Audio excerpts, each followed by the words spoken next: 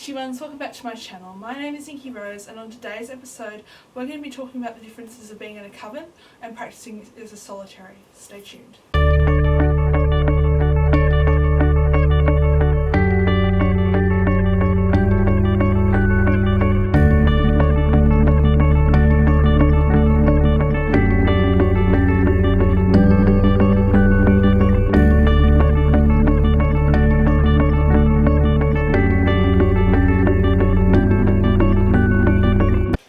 Hello witchy ones, thank you for coming by and stopping by this video.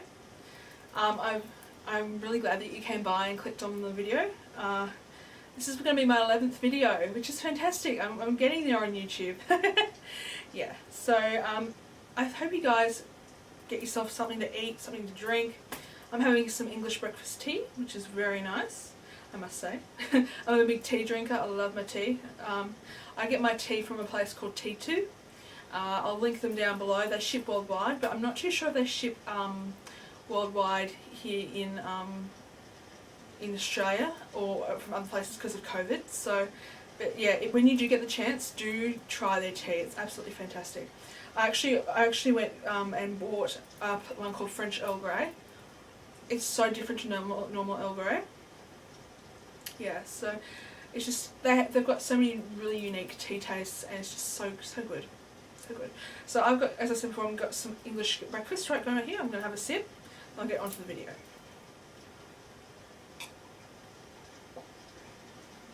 Goodie-o. Okay. So, covens, working with covens. I want to tell you guys more about my experience with coven. Simply because it's just, I think it's good to relate to people. When people look at this video like, oh yes, I can relate to that, or I don't relate to that. How can I make that more interesting and maybe even start looking for a coven or a spiritual group of some sort? So as you guys know, I lived in the Blue Mountains for about 3 years with my family. Yeah, so during that time I was part of a coven. There wasn't any initiation or anything like that. It was more of a family coven, but I still enjoyed going to rituals that they did there and stuff like that. So the first, I actually found out about it when I was doing a tarot course, and this lady came up to me and said, well, you've expressed your interest in witchcraft and Wicca and paganism and the reclaiming tradition, which I'll get to that in a second. Would you like to come to a ritual with us? Our next one's being held on the winter solstice, known as Yule. And I said, well, okay, I'll try this out, why not? Yeah. So I went there and I didn't know what to expect, to be honest. I was kind of nervous a little bit, but when I went there, it was held in a community gardens. So they held all the rituals in the community gardens, which was absolutely beautiful because you get to see how the land evolves during the cold seasons and the hotter seasons. I actually did some gardening there at one time with a few people, which was absolutely fantastic. But yeah, so yeah, the lady told me about the winter solstice, and she invited me, and she said, well, you don't have to come if you don't want to, but you can come along if you want, because it's a family orientated coven. And so I went there, and it was just beautiful. The ritual was absolutely amazing.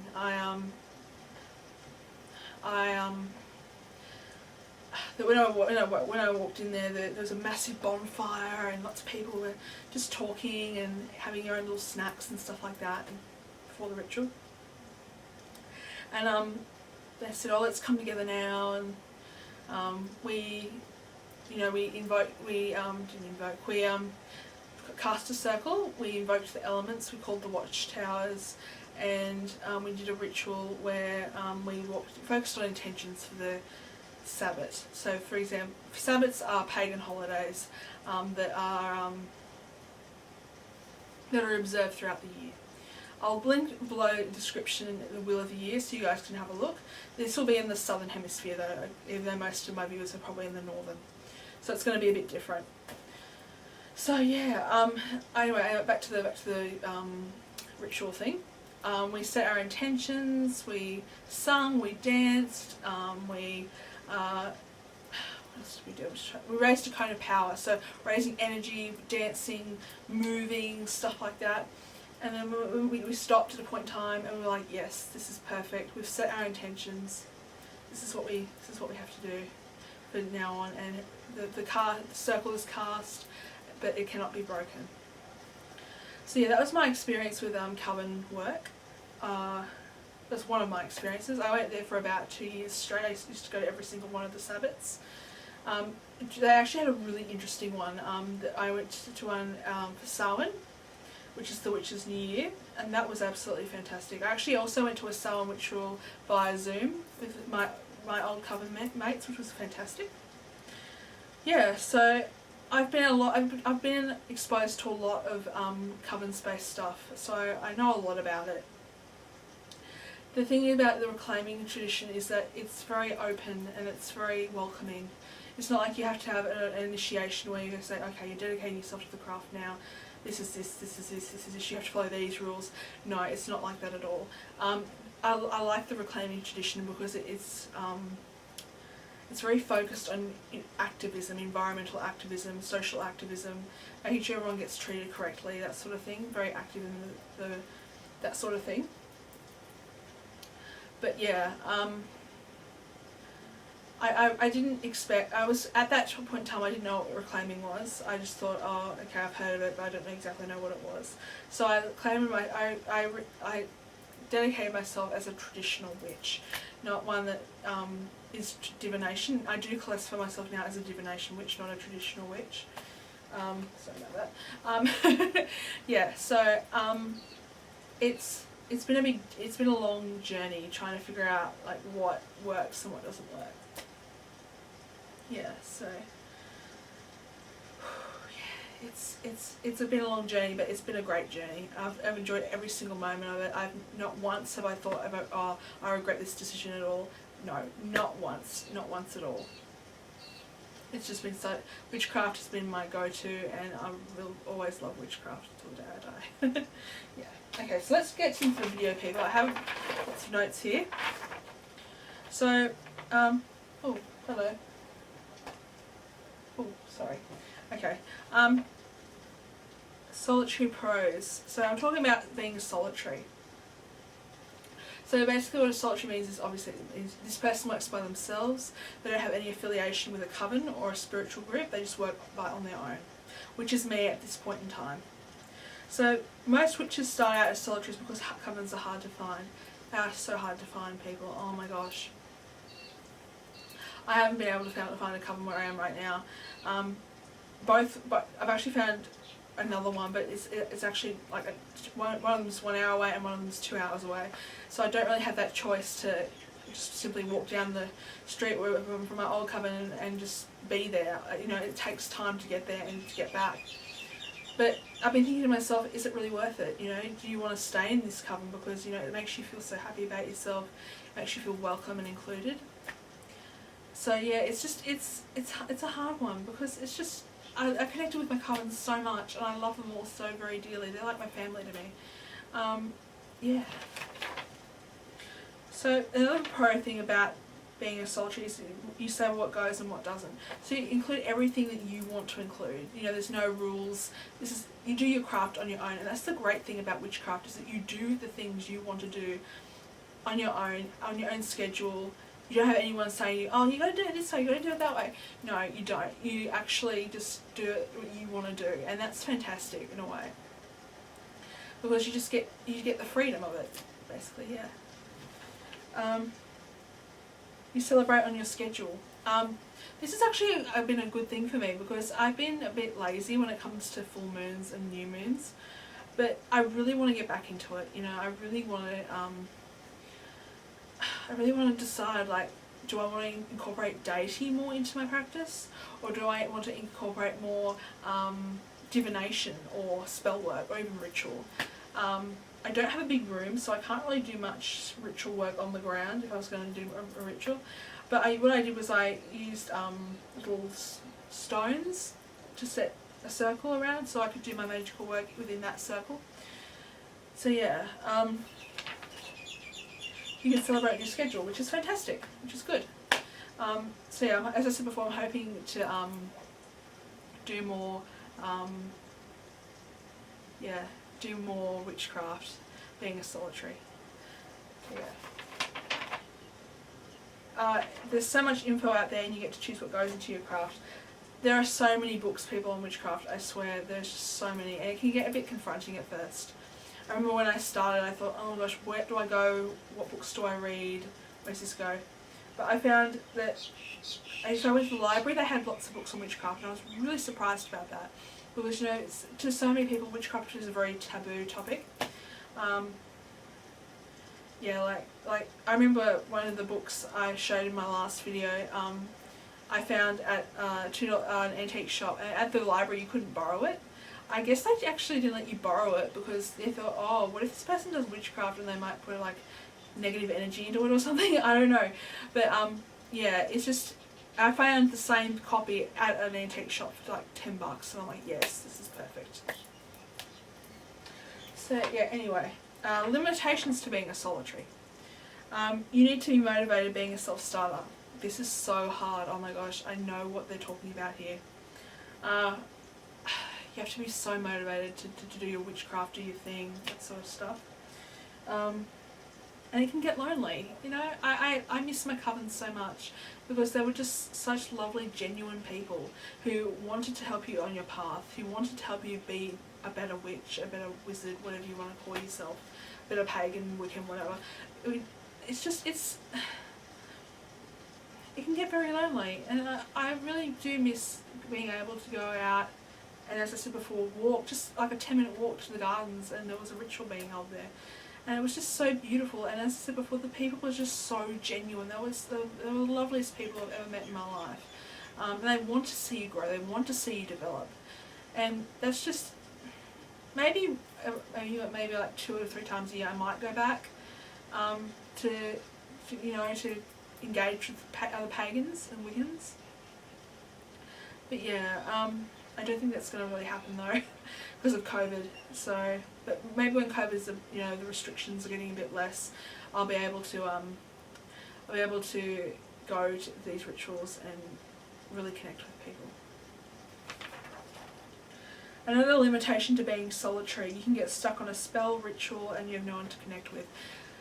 I remember one time I was doing a spell, and I thought, I was really confused. This is when I started doing candle magic, and I didn't know, should I blow out the candle or should I snuff it? And I thought to myself, well, the internet was down at this point in time, and so was my phone. So I thought, oh no, what am I going to do? And I had to go out because like we had to go out somewhere, I can't remember where. And I thought to myself, okay, what am I going to do? So I blew it out. Later I found out that when I blew it out, you're blowing away your intention. You actually need to snuff it. And I actually need to buy myself a snuffer because I just don't have one at this point in time, and I want to do more candle magic because candle magic is my go-to, it's my thing. So yeah, so as I said before, that you can get stuck on a spell, ritual, or you can just get stuck on yourself, you can just feel like, there's no one really understands, like, kind of thing where you're coming from, especially when it comes to ritual and spell work. Yeah, so that's that.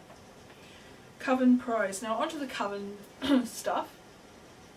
I was in a coven for 3 years, and I basically nearly went to all of the Sabbats, so the Wheel of the Year, pagan holidays. I went to them, and I'll put the Wheel of the Year down below in the description. What was I also talking about? Oh, coven pros, yes. So yeah, I was in that coven for 3 years. There wasn't any initiation. You just basically turned up, and whoever turned up was fine. They could just do what they wanted to do. If they wanted to be there, they could be. They were just so genuine, and I know I keep saying that, I'm sorry. So Coven pros, when you find the right people, it's magical and feels like family. Just said that. Rituals become more meaningful because you're with people you connect with. I find when I was ever doing a ritual with my coven mates, everything felt much more important. And when I felt a whole lot more motivated that after the ritual, yes, I can go home and practice my own craft more than coming home thinking, oh, that's it, it's over now, just forget about it. No, I actually come home, I'd write about it in my book of shadows or my book of mirrors, and I'd come home and be like, yes, how can I just expand this magic that I'm doing? So yeah, yeah, it's been a hard one. As I already told you guys, it's just I miss them a lot. Yeah. Okay, so what else have I written? You learn, yes, you learn. You become more motivated, more focused. As I said before, you become more motivated to expand your craft, to work on your craft.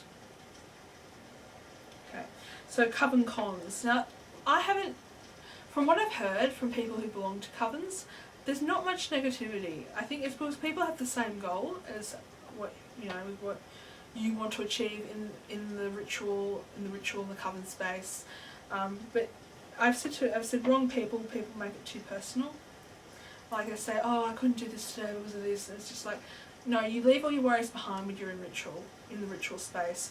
You come together to release things and to, release work and spell work and just build up a kind of power, moving, dancing, that sort of thing.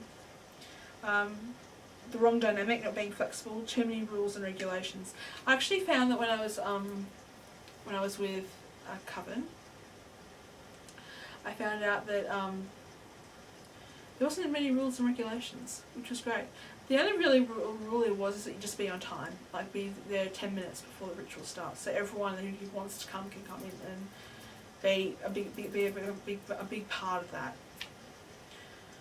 So yeah, that's all I can really talk about covens. Oh yeah, there's actually this thing I wanted to talk to you about. Okay, so if you're trying to decide, like, what should I be in, solitary or should I be in a coven, there are a few questions. Actually, I looked in my book of shadows, and this is an old one, but there are questions to ask yourself. Do I prefer to be around other people, or do I prefer being alone? I prefer being with other people because I think if you find the same interests, you're happy. Oh my gosh, that's amazing. There's actually a crow right outside my... Oh my gosh, the Morrigan's back. Oh my gosh, that's amazing.